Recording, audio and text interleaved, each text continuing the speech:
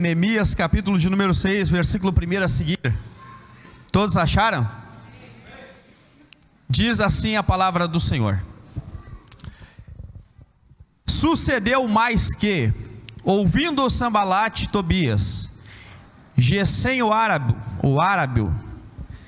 e o resto dos nossos inimigos, que eu tinha edificado os muros e que nele já não havia brecha alguma, ainda que até este tempo não tinha posto as portas nos portais.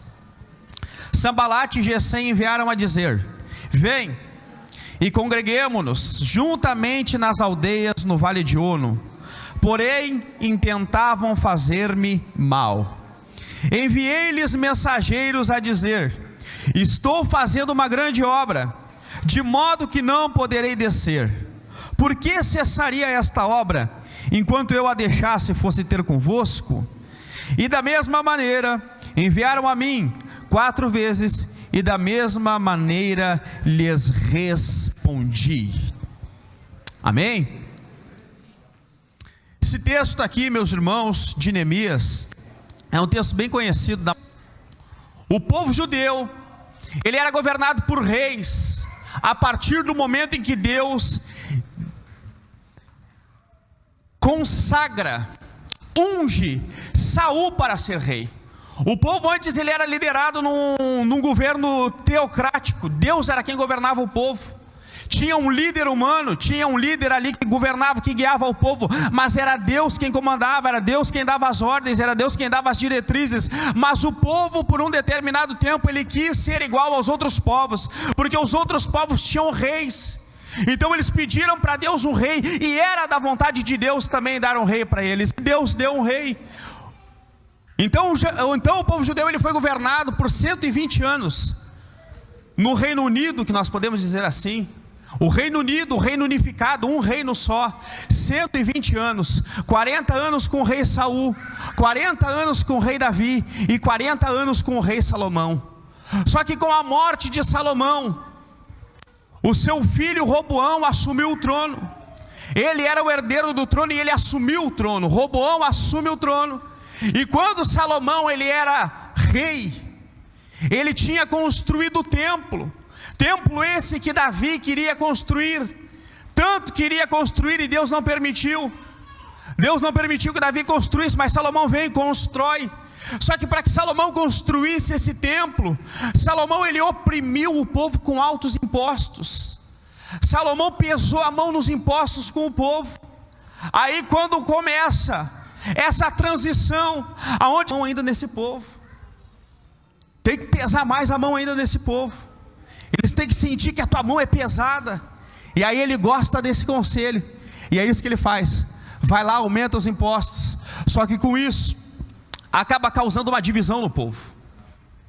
Acaba causando uma divisão no povo. E Jeroboão, que é outro filho de Salomão, ele divide o povo. 10 tribos ficam para o reino do norte, e 2 tribos no reino do sul. Eram 12 tribos, elas se dividem, 10 reino do norte, 2 tribos reino do sul. Judá e Benjamim ficam no reino do sul.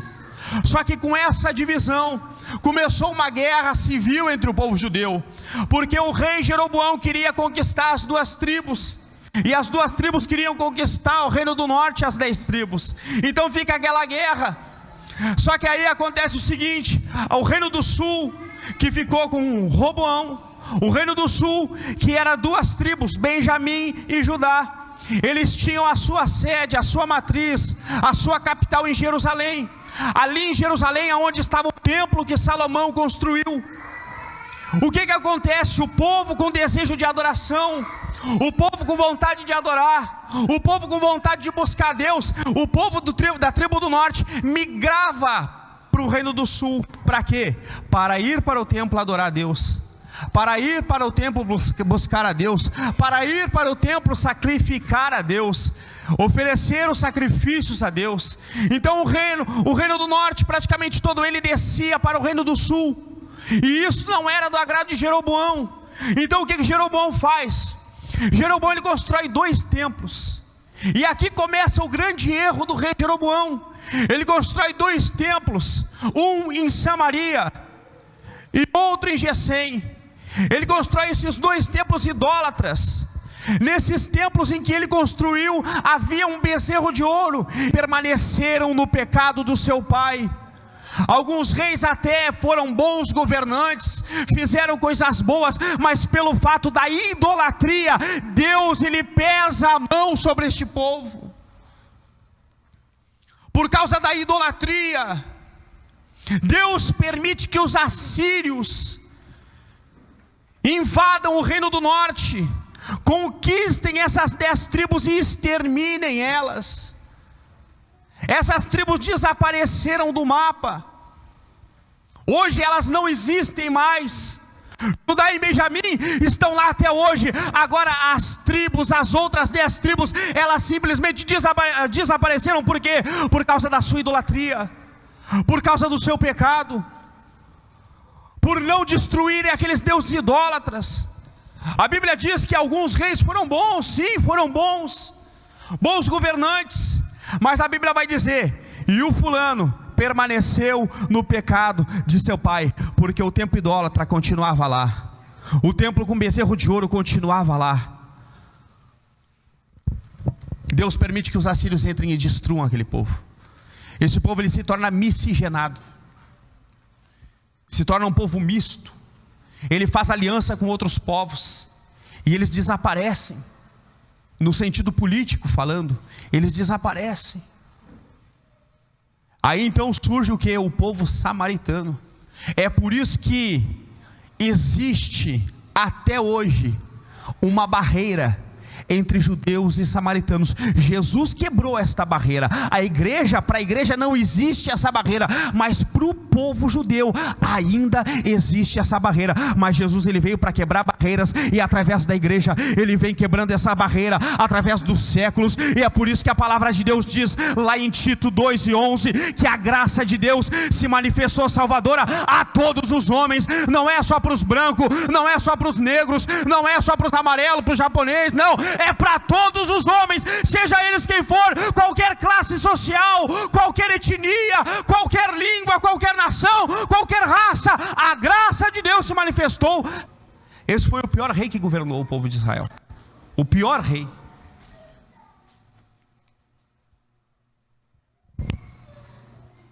Por causa disso, por causa desse povo viver estes altos e baixos, e de não ouvir os seus profetas, porque Deus ele sempre avisa. Observa isso, Deus ele sempre avisa. A gente às vezes fica no erro porque por falta de conhecimento, mas Deus ele vem e avisa, e nós temos o que? Nós temos a palavra dele, ela é o nosso guia. Se nós observarmos ela, nós vamos andar da forma correta, fazer aquilo que agrada a Deus, e a nossa vida vai agradar a Deus. Agora, se nós não olharmos para a Bíblia, se nós não observarmos ela, a chance de nós errarmos é grande, a chance de nós cometermos equívocos é grande. É por isso que nós temos que ter os nossos olhos fitos na palavra. O Salmo 119, quem já leu o Salmo 119 aqui? O Salmo 119, leia você na sua casa. Jovem, leia. Irmão, leia. Esse salmo ele é uma exaltação à palavra de Deus. Em um determinado verso deste salmo vai dizer: como purificará o jovem o seu caminho? E a resposta já vem logo em seguida: observando a palavra do Senhor. A palavra, quando nós observamos ela, nós purificamos o nosso caminho. Então não tem outra forma de nós purificarmos o nosso caminho senão observando a palavra do Senhor. É no Salmo 119 que vai dizer: a tua palavra escondi no meu coração para eu não pecar contra ti. Aleluia. É o Salmo 119 que vai dizer: lâmpada para os meus pés é a tua palavra, e luz para o meu caminho. Então a palavra ela é lâmpada, a palavra ela é luz, a palavra ela nos guia. Então nós precisamos observar a palavra. O Reino do Sul teve reis de altos e baixos, uns que observaram a palavra, outros que não observaram. Deus envia seus profetas. Jeremias ele vai profetizar, ele vai dizer que se o povo não se arrependesse dos seus pecados, o povo seria escravizado. Quanto tempo que o povo seria escravizado? Jeremias ele dá a data. Jeremias ele dá o tempo exato. Se o povo não se arrepender, vai ser escravizado por 70 anos. Ser profeta não é profetizar o que as pessoas querem ouvir, é profetizar o que elas precisam ouvir. Jeremias profetizava o que eles precisavam ouvir, mas eles não queriam dar ouvidos àquilo que eles precisavam. E Jeremias profetiza o cativeiro. Então acontece o cativeiro. Deus permite que o rei babilônico, Nabucodonosor, ele entre no reino do sul. E nessa investida dele no reino do sul, ele vai obter êxito. E quando ele obtém êxito, ele leva todo esse povo cativo para a Babilônia. Nessa leva que ele leva o povo cativo para a Babilônia, ele leva Daniel, ele leva Misael, Ananias e Azarias, que são Beltesazar, no nome babilônico, né? Beltesazar, Daniel, Sadraque, Mesaque e Abednego. Vocês conhecem a história aí, os 3 jovens da fornalha, né? Sadraque, Mesaque e Abednego. O nome judeu deles é Ananias, Misael e Azarias. Esse era o nome judeu deles. Nessa, eles são levados junto para a Babilônia como escravos. São levados juntos para a Babilônia como escravos. O rei Nabucodonosor, ele faz 3 cercos em Israel. Ele faz 3 cercos em Israel. O primeiro ele não consegue invadir, o segundo ele não consegue invadir, e no terceiro ele invade e conquista esse povo. Por quê? Porque Deus permitiu. Porque Jeremias havia profetizado. E tudo aquilo que Deus fala, Deus cumpre. O povo não havia se arrependido, Deus vai lá e permite que eles são levados escravos. Só que o que acontece? Observe isso. Olha só, preste atenção nisso. O povo babilônico, quando ele entra em Jerusalém, quando ele toma aquele povo, ele não se contenta em simplesmente levar o povo cativo. O que ele faz? Ele destrói os muros da cidade, eles queimam as portas a fogo, e eles destroem o templo que eles adoravam a Deus. Por que eles faziam isso? Porque era a cultura babilônica, eles destruírem com a cultura do povo que está sendo escravizado. Era costume deles, eles destruírem com a religião do povo que estava sendo escravizado. Você viu aqui que eu disse que Daniel, Ananias, Azarias e... Daniel, Ananias, Misael e Azarias, esses 4 jovens, eles têm os seus nomes mudados. Eles têm os seus nomes. O Israel está rindo de mim lá, que eu errei os nomes tudo aqui. Meu Deus. A minha sogra que está... Eles têm os seus nomes mudados, sabe por quê, irmãos? Porque para eles, para nós o nome não tem muito significado, não quer dizer muita coisa, mas para eles o nome significava muito. Então quando eles vêm de lá, eles mudam os seus nomes, porque eles criam muito no significado do nome. Eles acreditavam muito no significado do nome. Então eles querem acabar o que? Com a religião do povo. Eles querem destruir aquilo que o povo acreditava. Eles destroem os escritos que o povo tinha. Eles destroem tudo que o povo tinha, a religião, o templo, tudo eles acabam, eles destroem. Por quê? Porque eles queriam acabar com o povo judeu.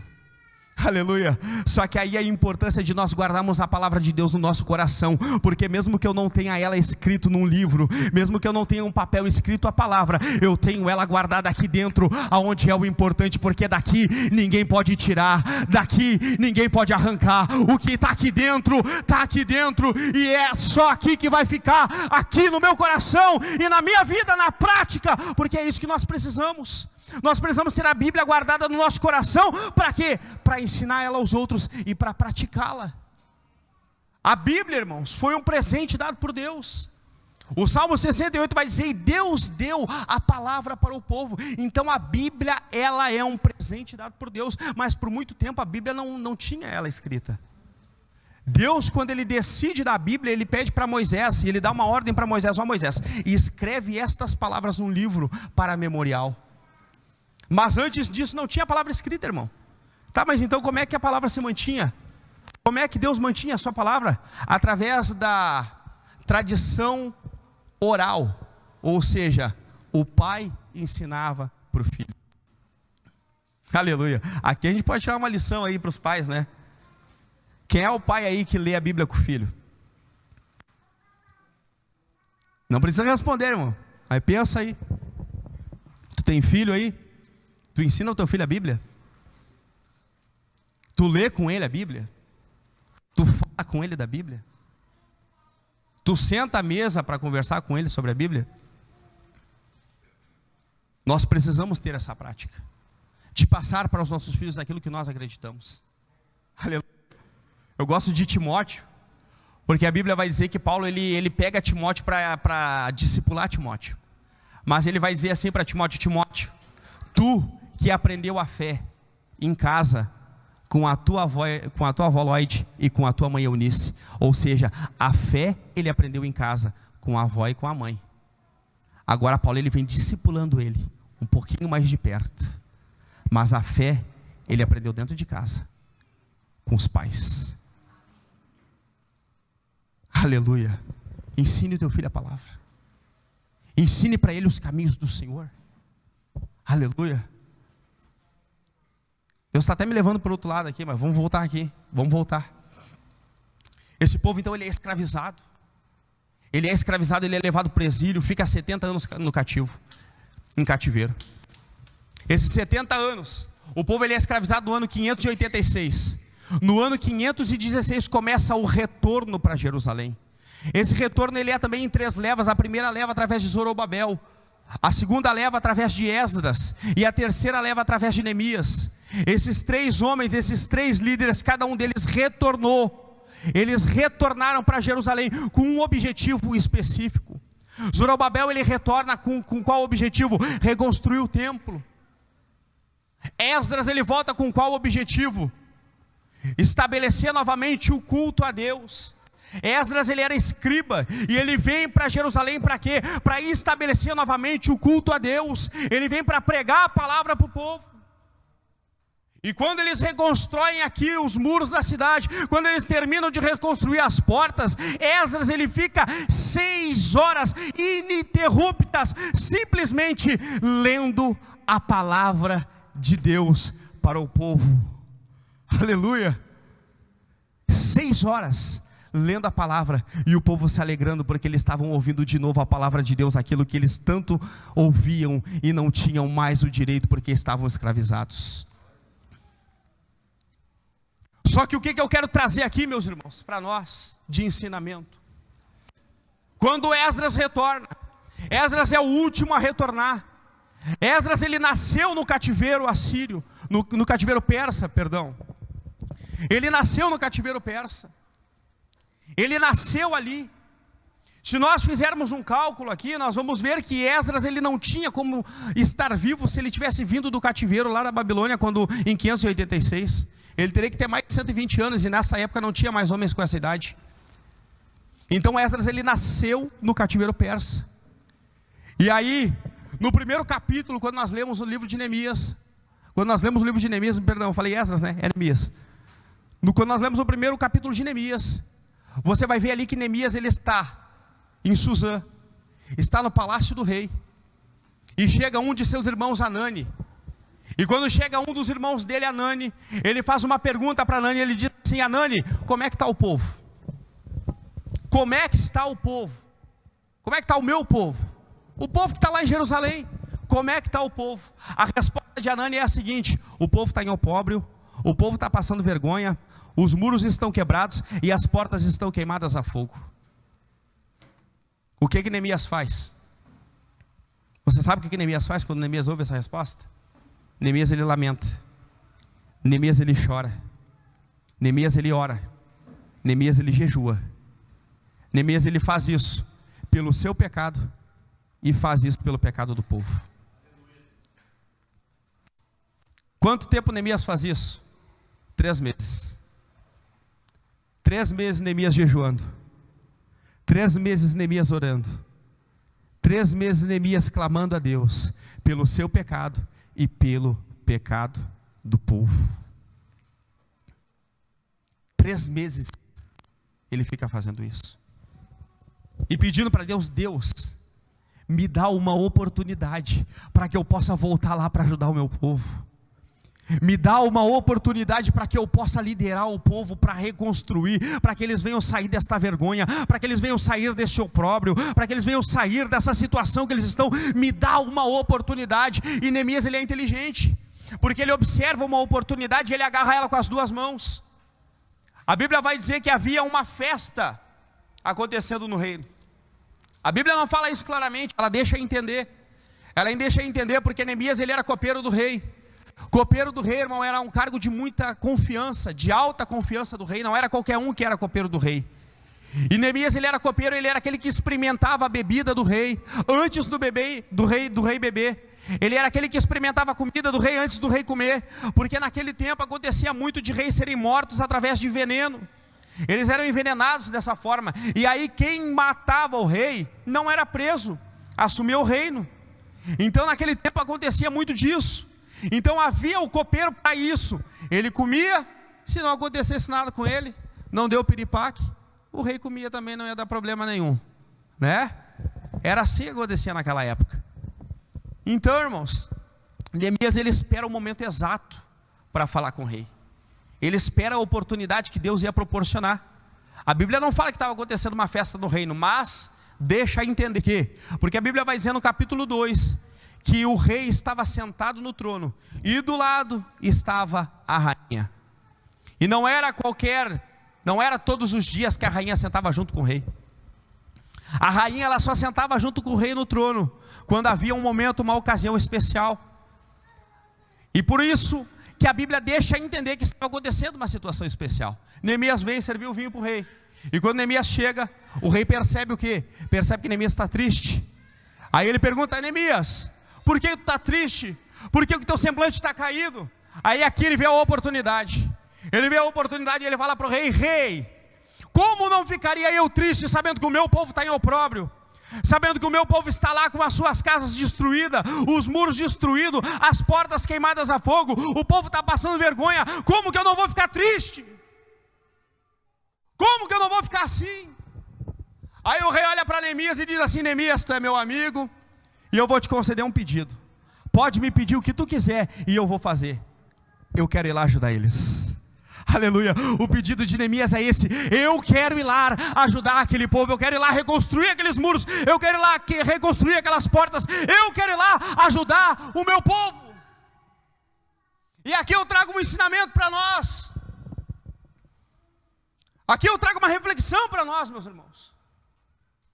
Quantas vezes você olha para algum amigo seu, encontra na rua e pergunta para ele: e aí, irmão, como é que tu tá? Tudo bem?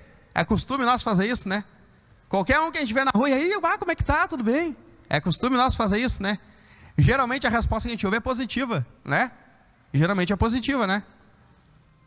Mas e se for que nem hoje, por exemplo, eu conversando com um colega meu do serviço lá, eu, e aí, mano, como é que tu tá? Tranquilo? Ele, mano, tô numa situação ruim. E aí começou a me contar um monte de problema. A pergunta que eu faço para ti: se a resposta não for positiva, tu está disposto a ajudar? Se quando tu pergunta para alguém como é que tu está, mesmo que seja por costume, e essa resposta não é positiva, tu está disposto a estender a mão para ajudar? Tu está disposto a oferecer o teu ombro para ele chorar junto contigo? Tu está disposto a fazer isso, meu irmão? Porque deixa eu te falar uma coisa: se você não estiver disposto a ajudar, é melhor tu nem perguntar como é que está. Neemias ele pergunta como é que o povo está. A resposta é muito negativa, mas ele não fica só ouvindo. Ele ora, ele jejua, e depois ele vai e pede para o rei uma oportunidade para ajudar o povo. Ele vai, ele arremanga as mangas e começa a trabalhar e ajudar a reconstruir os muros daquela cidade. Porque Neemias ele não se contentava em ver o povo na situação que ele estava. Ele não se contentava com a situação que ele estava vendo a cidade, que era a cidade que ele vivia. A cidade dele, o povo dele. Aleluia. Deixa eu perguntar para você aqui, irmão. Vamos ser sinceros. Vamos ser sinceros. Tu está contente com a situação de Alvorada? Vamos ser sinceros, irmãos. Vocês estão contentes com a situação da nossa cidade? A cidade que a gente vive? Vocês já andaram por essas ruas aqui? Passando a ponte? Vocês estão contentes com a situação da nossa cidade? O tráfico tem tomado conta da nossa cidade? As drogas têm tomado conta dos nossos jovens? Você está contente com isso? Deixa eu te perguntar. O que nós estamos fazendo? Eu me incluo nisso. O que nós estamos fazendo para reconstruir os muros dessa cidade? Aleluia. Sabe o que Neemias fez? Oh, aleluia. Sabe o que Neemias fez antes de começar a trabalhar, incentivar o povo a trabalhar? Ele pegou um burro. Ele pegou um burrinho. E ele sozinho de noite. Ele sozinho de noite, depois que o rei permitiu ele ir para Jerusalém, ele sozinho de noite, ele pegou um burrinho, e ele andou em volta de toda a cidade de noite, sem ninguém ver, e ele começou a olhar assim, a cidade toda destruída, ele começou a olhar os escombros da cidade toda destruída, e ele começou a ver os escombros da cidade destruídos, e começou a chorar de tristeza. Aleluia. Deixa eu perguntar para você, irmão, quantas vezes tu pegou e saiu a caminhar pela cidade, e a olhar para os escombros da nossa cidade, e a olhar para a situação da nossa cidade, e a ver aquilo ali, e sentir dor no teu coração, aquilo te afetar? Irmão, a dor do teu vizinho, a dor das pessoas que são aqui do bairro vizinho, elas te afetam, elas te atingem, elas fazem você chorar por eles. Elas fazem isso, porque se elas não fazem, tem alguma coisa de errado com nós. Nós precisamos voltar a ser uma igreja verdadeira, a ser uma igreja que se importa com o necessitado. Nós precisamos voltar a ser uma igreja com a essência da igreja de Atos dos Apóstolos, com a essência que Neemias tinha. Aleluia. Deixa eu falar uma coisa para você, irmão. Deixa eu falar uma coisa. No momento em que isso acontecer com nós, e no momento em que nós arremangarmos as nossas mangas para começar a trabalhar, irmão, como nós já estamos fazendo, como já está acontecendo aqui no caminho, porque Deus tem levantado aqui homens de Deus, homens que têm um sentimento, homens que são de verdade, que querem fazer a diferença aonde nós estamos vivendo. Deus tem levantado homens aqui assim, homens, e quando eu digo homens, eu incluo mulheres, né? Homens, mulheres, Deus tem levantado pessoas aqui com este sentimento de igreja verdadeira, aleluia, para mudar a situação dessa cidade. E é por isso que nós temos visto tudo que nós estamos vivendo aqui. É por isso que nós temos visto tudo que Deus está fazendo aqui no nosso meio. É por isso que nós temos visto isso, estamos vivendo isso, porque Deus tem levantado pessoas assim aqui. Mas no momento que nós começamos a fazer isso, o diabo começa a se levantar. Ou tu acha que Neemias não enfrentou ali lutas? Tu acha que Neemias não enfrentou ali adversidades? O texto que eu li, havia inimigos samaritanos que estavam convidando ele para quê? Para congregar com ele. Ei, para aí o que tu está fazendo, vem aqui com a gente, vamos congregar com a gente aqui. Irmão, o inimigo ele vai tentar atacar de 3 formas. Existem 3 formas que o inimigo ataca. 3 formas que o inimigo ataca isso, tanto no Antigo Testamento quanto no Novo Testamento. Olha só aqui, vamos lá. Qual foi a primeira forma que o inimigo tentou atacar Neemias, para tentar impedir que eles continuassem reconstruindo os muros? Foi com a zombaria. Porque o inimigo ele sempre tentou ridicularizar nossa fé. Durante os séculos isto foi um dos ataques do inimigo. Tentar ridicularizar nossa fé. Deixa eu perguntar para quem estuda aqui, quem era crente desde pequeno. Tem muita gente aí que é crente desde pequeno e que estava no colégio aí, era crente já. Tem? Ou é só eu? Aí ó, tem alguns aí. Tem alguns aí. E aí, como é que era lá no colégio, irmão? Como é que era lá no colégio lá? Lá no colégio era tenso, né? Meu apelido era Assembleia no colégio, sabia? O meu apelido era Assembleia no colégio, mas eu não estava nem aí, irmão. Eu levava minha biblinha para o colégio. Teve uma época que eu levava minha Bíblia para o colégio e eu sentado na escada da diretoria lá. Quem queria ouvir estava sentado do meu lado lá e tinha 2 colegas meus que sentavam do meu lado para ouvir eu ler a Bíblia para eles. Eu lia a Bíblia para eles sentado na escada do colégio, na diretoria. Aleluia. E mesmo as pessoas me zombando e me chamando de assembleia, me chamando de um monte de coisa, eu estava lá fazendo a obra de Deus. Eu estava lá mesmo sendo uma criança. Aleluia. Eu era uma criança, eu tinha ali, sei lá quantos anos, 13, 14 anos. Mas eu estava lá, lendo a Bíblia, e eles zombando de mim, ridicularizando a minha fé, mas isto não me abalou, e isso não pode abalar a tua fé também, porque o inimigo ele vai tentar fazer isso contigo, o inimigo ele vai tentar ridicularizar a tua fé, como tentou ridicularizar ali a obra que Neemias estava fazendo. Ele foi com zombaria dizendo bem assim: não, isso aí que Neemias está fazendo, isso aí não é nada, isso aí não é nada, está reconstruindo os muros, mas isso aí vai vir depois uma raposa. Olha só.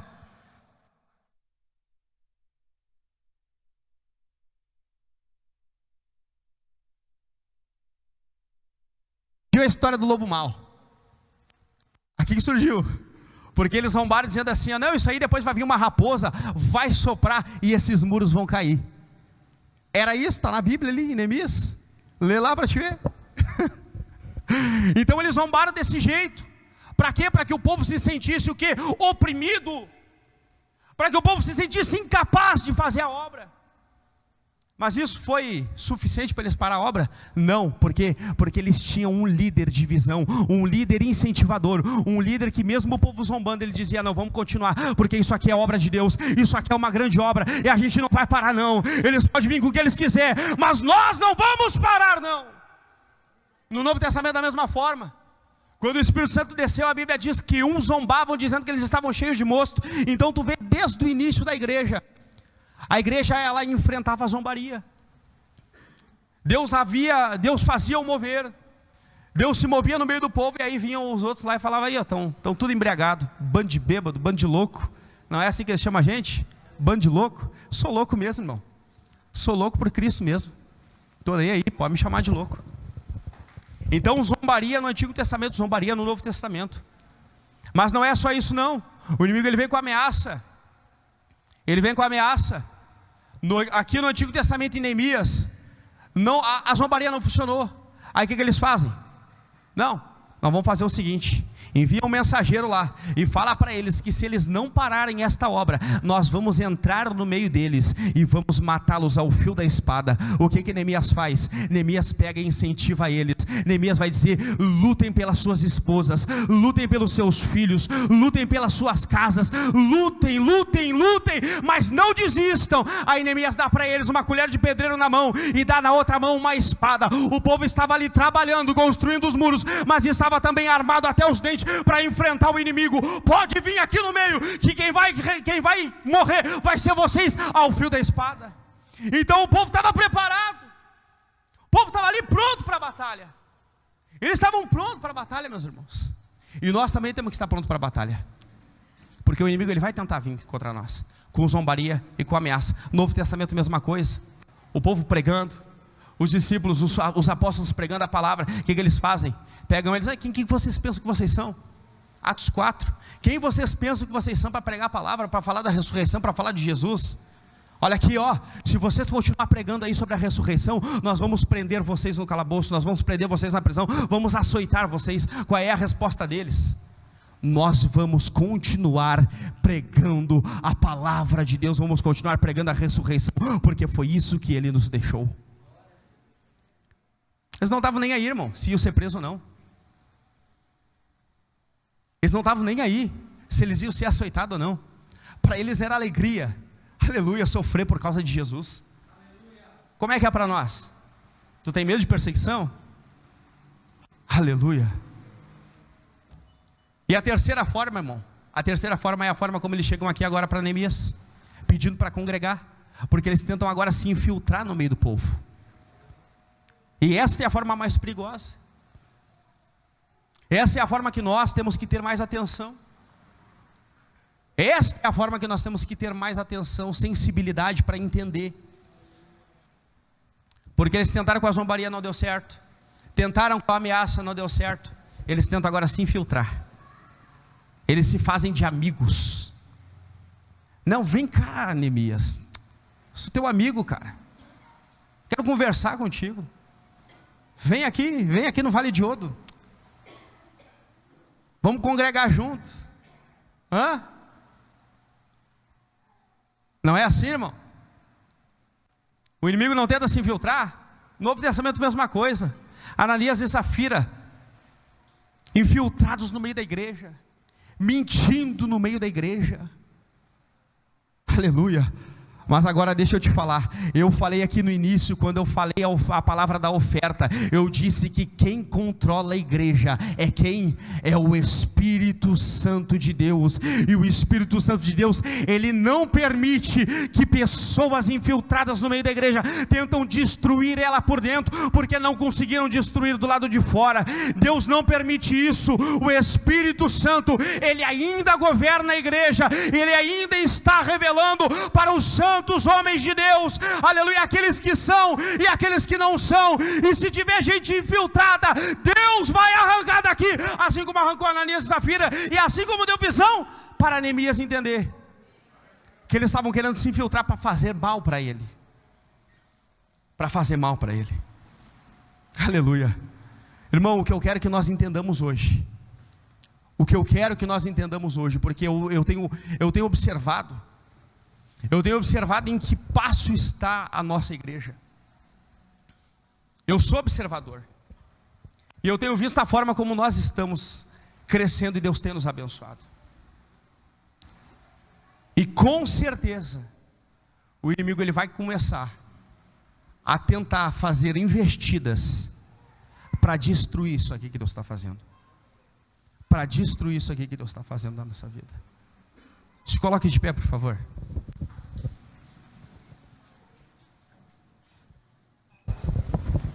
E nós precisamos estar preparados, irmãos. Nós precisamos estar preparados para qualquer coisa. Principalmente para aqueles que tentam se infiltrar. É por isso que tem um dom espiritual, que quem dera toda a igreja tivesse, irmão. Quem dera toda a igreja tivesse, quem dera todo mundo tivesse isso. Deixa eu tomar uma aguinha aqui. Quem dera toda a igreja tivesse esse dom. O dom de discernimento de espírito. Discernir espíritos, irmão. Tem 3 espíritos diferentes que nós podemos discernir. O que é espírito de Deus, o que é espírito do homem, e o que é espírito demoníaco. Existem essas 3 coisas que nós temos que diferenciar. E isso a gente consegue discernir através do Espírito Santo, através do dom de discernimento.